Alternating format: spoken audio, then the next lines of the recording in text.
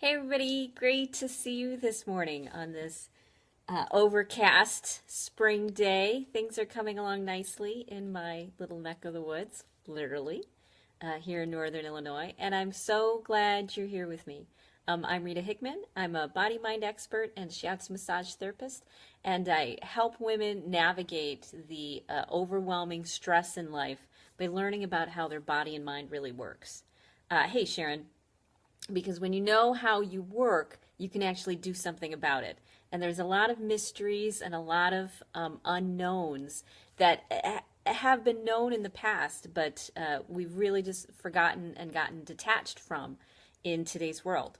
And so, because of that, kind of my passion is to bring back that information, bring back the secrets and the mysteries that were lost. Hey, Kathy, over time, as we all became so disconnected, teach us the things that we should have learned when we were kids, and also keep everybody up on the new science about how these complementary and alternative therapies, hey Ronnie, actually work and why they work and why they've stood the test of time. And it's so fun to see how science is finally catching up with all of these ancient medicines. So today we're going to talk about rose-colored glasses. People ask me a lot. They ask me how I'm able to keep such a really positive, balanced viewpoint when the world is so chaotic. And part of what has helped me is when I was a kid, I developed this observer. In Buddhist philosophy or Buddhist belief, you always have an observer of what you're experiencing in life. You have the ability to be aware of multiple points of view at the same time and not feel terribly conflicted about it. And I developed that when I was really young because of the life experiences I was in. And that helped me really observe and watch how we live life, how we respond to things, how our body responds, and really take this great information and find this passion to find out how it works. And so along my journey, I've developed a paradigm, viewpoints, ideas that really help us stay in that balanced way, and the reasons why we don't stay in that balanced way. A good reason why we get scared or why we have beliefs of I'm no good or you're out to get me or this is never going to work out. We hold on to those beliefs because they keep us safe. They keep, as long as we can believe the negative about things, it means that we don't have to be vulnerable. We don't put ourselves out there. We don't have to feel things we don't want to feel. Because most people don't realize they have the power and the control over how they feel. They can make choices, and there's so many tools available anymore. Not just ancient tools, but also medications and legal, illegal, whatever it may be. There's so many ways to manage your emotions that you don't have to feel like you're trapped anymore.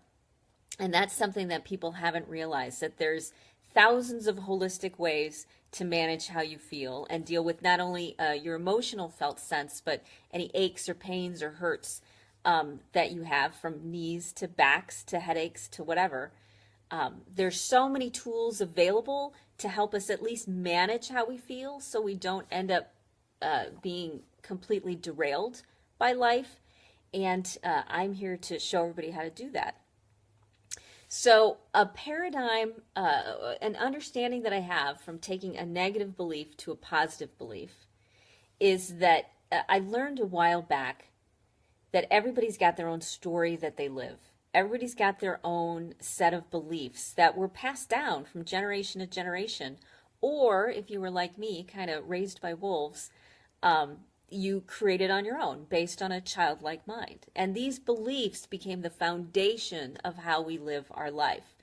We can put all sorts of crazy labels on them, but these beliefs that we carry are what create the life that we have. Now, guess what? You get to change those beliefs, because if you start to look around, you'll realize that there are no rules, that everybody is living their own story. And the things that you think are true are probably only one small part of the truth of a much bigger reality that we live in. And when you start, hey Janice, when you start taking back that power, you realize, you mean I can look at a situation in any way that I want? Hey, Tara. Now, there's a good reason why people don't. There's a really great reason why we like to look at the world through a negative lens, through a negative viewpoint. And we do that because we think if we stop being critical, if we stop being angry, if we stop being judgmental and protective and defensive, hey, Doug, if we stop having all of that negativity around us, then it means we're going to be taken advantage of. It means we're going to be abused. It means that we're going to be hurt in some way. And so all of this negative thinking that we have is our natural innate way of protecting ourselves from hurting or death or whatever it may be that we're frightened of. But we put all that negative energy out there because it's our natural safety mechanism. So when you start to realize you don't have to give up your safety mechanism, you don't have to look at the world through, leaving yourself as prey to the lions, but you don't have to use negative thinking to do it anymore. You don't have to think that everybody's, out to get you, or everybody's going to screw you, or you can't trust people, or nobody will be there for you. Changing those thoughts won't leave you vulnerable. What they will leave you is smarter and wiser and more evolved. When you look at the world through a realistic eye, when you realize that, yeah, some people will take advantage of your good nature. However, in the long run, you get to choose the people that you hang out with. So give them some time to test them out, find out what's really going on, and see what their deeper intent is. So you don't have to shut yourself off from everybody. You get to use your discernment. You get to hold back and observe and not give everything to everybody, and then make the decision you want to make about who you want to hang out with. You can give it a little bit of time because you're an adult, you're safe. So you don't have to put down the negative thinking in order to stay safe, in order to be functional, in order to protect yourself. What you can do is cultivate a broader point of view that says, maybe things aren't as bad as I think they are. If you talk to, let's say women who've lived to 105 years old, they're going to tell you about their life and about the ebbs and the flows and the problems they had with their husband and the issues that their kids went with. And all of the negativity and this president and that president, what this was like in the Vietnam War and World War II and World War I. And they'll be able to tell you about the ebbs and flows of life and how things are so much bigger than what you feel in the moment. If you realize that you don't have to believe everything that you think and feel, that you can hold back with a little bit of awareness and discernment and watch the situation, watch it unfold, and decide what you want to believe. Look at the big picture rather than the small picture. Then you'll start to look at the world through a more positive lens. And when you have those rose-colored glasses, you stay calmer, you stay more relaxed, your body stays healthier because it's not fighting itself, you make more rational, wise decisions, and you really start to create the life that you want rather than be a victim to what life is throwing your way. You start to take back your power when you realize you can create or believe anything you want, anything that makes you feel good, because guess what? Everybody else is too. When I was small, I thought there were all these rules in the world, and I was so upset because I didn't understand these rules. Hey, Sandra Ann. I didn't understand what the rules were for living, for life, for how people engaged. I had no clue, which left me feeling really unsafe. But it made me start to get out there and reach out and find out what are the rules really about how we work. Hey, Carolyn, about how we think, about how we engage with life. What are these rules? And I found not the social rules of my community or of my family. I found these deeper rules about how we as people work, how our mind works, how our nervous system works, how our physical system works, how we use metaphors and ideas, how human touch affects our psyche and our nervous system so powerfully. I started to learn these deeper rules of how we work, which meant that all of these other things that I looked at in the world were flexible and changeable. And I could say, yeah, for you, that is true. For you right there, the world is an unsafe place. But for me, because I've taken that power back, it's a safe place. Hey, Alex, it's a place that I can live in and thrive in because now I'm not in that fight or flight anymore. I'm not freaking out. Now I'm looking at it with a rational, calm, higher point of view. One that allows for the negativity to exist, all of the politics and the mean people and the reactions. Of course that stuff exists, but also the beauty and the joy and the amazement. And I've used this story before kind of to compare it to my own life. When you talk to people who've survived the Holocaust and lived in concentration camps and you ask them, and they say, that must have been horrific. That must have been the worst experience and just so negative. They will tell you that there were always bright moments. There was always, and in fact, those bright moments became bigger and more amazing and more mind-blowing because in this dark, horrific, scary, horrible place, hey, Diana, there was kindness and compassion and joy and love, and it really stood out and made an impact. Life is not flat and black. It is filled with so many different points of view. And if you're able to hold some people are real jerks. Some people are out to take advantage of your good nature. Absolutely. However, a lot of people aren't. A lot of people, once you get past their reactions and past their behaviors, they've got these deeper intentions of wanting to be good people, of wanting to get people to like them and to care about each other and be part of a community. I'm not a religious person, but this phrase has always stuck with me from biblical and Bible and my Catholic background, of where you have to look past how people are behaving. Look past the sin to the sinner. Look past the behavior and the fear and the anxiety and the issues and the overwhelm and the craziness that's going on, right there in your face. Look past it to the bigger picture, to the 105-year-old woman that says, you know what, life is pretty great. And this is how you handle it. This is how you ride the waves. And this too shall pass. And this is how you keep your stability in a very anxious, uncertain world. This is how you create relationships. And so when you are able to dial down your fight or flight, hey Sharon, then you're able to see the world in that very balanced perspective. And it goes from either or to both. And you can very much look at the world and say, yes, they are behaving in a very narcissistic, self-absorbed, selfish way. Yes, absolutely. Is there anything I can do that can help them behave in a different way? So instead of saying, you're a narcissist, you're this, you're that, it's true. Absolutely. All that stuff is true. However, that's how they're behaving.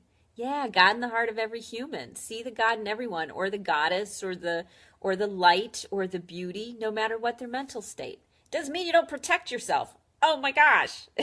It doesn't mean you don't take safeguards or you turn a blind eye. But what it does mean is that you take that pause and you look past the behavior to, what's really going on. It doesn't mean that you have to give them things. It doesn't mean you have to sacrifice yourself or victimize yourself. You get to choose to walk away because they're adults. They'll figure it out one way or another. They too have all the same resources and skills as a human being that you do to navigate their way through this. So they will be okay. You do not have to suffer for them. So it's not about pity. It's not about feeling sorry for anybody. It's about having compassion for the place that they're at and what they're going through, and recognizing that they too have the strength and the ability to work through this, and maybe, some suggestions or advice might help. But at the end of the day, realizing that they have their beliefs and you don't have to buy into that. So you get to choose whatever you want to believe, whether you were abducted by aliens, whether you're a child of God, whether in a past life you were Cleopatra, whether, you're channeling energy from the universe, because they're all true. They're all your truth and your reality. So believe what makes you feel good. Believe something that helps you stay stable and keep moving forward and being successful in this world. Believe the things that you want to. I totally give you permission. And recognize that everybody else is believing what they want to too. And with time, and by being that person, being that happy person that's balanced and caring, you will start to be a leader in your community. You will start to be the one that people look to and say, how is she like me? How is she able to stay balanced? How is she able to stay happy? How is she able to work through this tremendous pain that can come up and uncertainty and physical reactions to things? How is she able to do that? It's because I look at things from a very positive point of view, and I reinforce it, and I anchor it, and that keeps me on my path, and I keep moving towards where I want to go. So that's how you create your own pair of rose-colored glasses.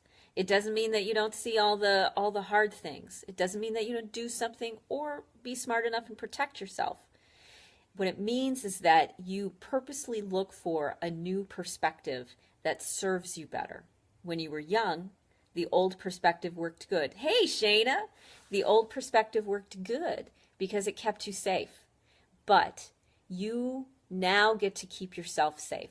You now get to choose what is in your best interest rather than choosing what other people have imposed and put upon you. Yes, Carolyn says we heal the world one person at a time, starting with ourselves. See the light in the darkness. Yes, and that's your pair of rose-colored glasses for the day.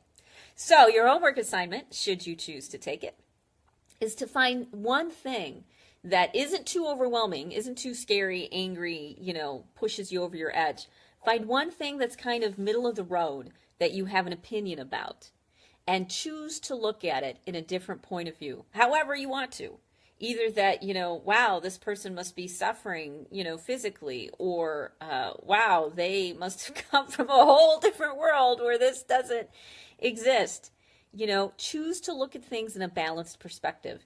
And the more you make that choice about things which are smaller that you can control, that aren't overwhelming you, it strengthens that belief system. And so when you do come across something that's hard, you're prepared. You've got that background. So start to choose today to look at one thing that from not a unicorn, fluffy bunny, rainbow point of view of, oh, isn't everything wonderful? Because that's not safe. That's reckless. But look at it from a balanced perspective. Find out more information. Ask questions. Investigate. Do some research. Find out a bigger picture. And then choose what you want to believe. Don't just go with your default. And the more you choose what you believe over and over and over, the more you create the life that you want to live.